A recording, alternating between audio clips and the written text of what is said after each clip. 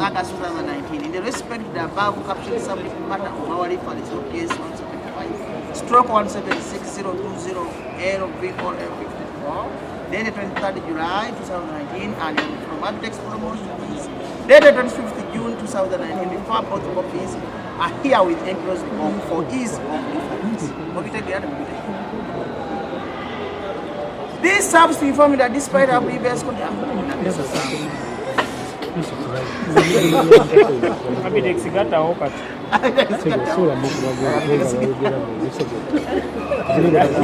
request to provide security on 4th August 2019. Reference is made to the request by the Chancellor John Francis, organizer at the promotions regarding the above subject matter. Please realize with the organizers and plan to secure the event and the legal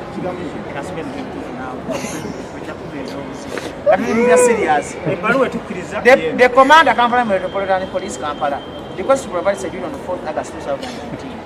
Refund is made to the request made by Chancellor John Francis, organizer Abtex Promotions regarding the above subject matter.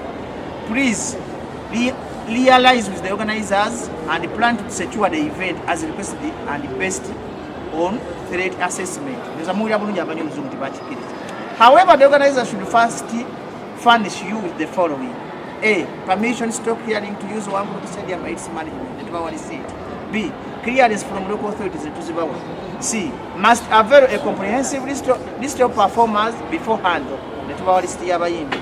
Have in place access control mechanism, EQ walkthroughs, hand probes, sniffer dogs, etc.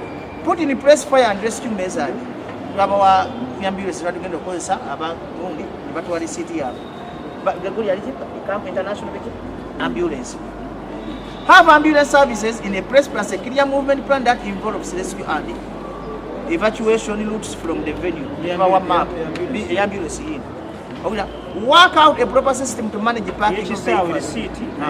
Put in place a proper traffic management plan, including the traffic routes, control and measure to ensure the safety of the motor vehicles of the retailers. The measures and resources for emergency response include medical provision, fire and evacuation in case it arises should be available. Measures must put in place for crowd control and stewards proportionate to the number of estimated retailers at the event. Generally follow the provision of Public Order Management Act 2013 and ensure public order and safety. Signature by Asumani Mugenyi for Inspector General of Police of Uganda, Company Corporate, Johnny Chasa Francis, Organizer Abtex, Regional Police Commander Kampala, KMOP Kampala, and the Chairman Suwan Wangu. Okay, katwagala bitukolere mbodi. Good. Ajateka ku mmeeza.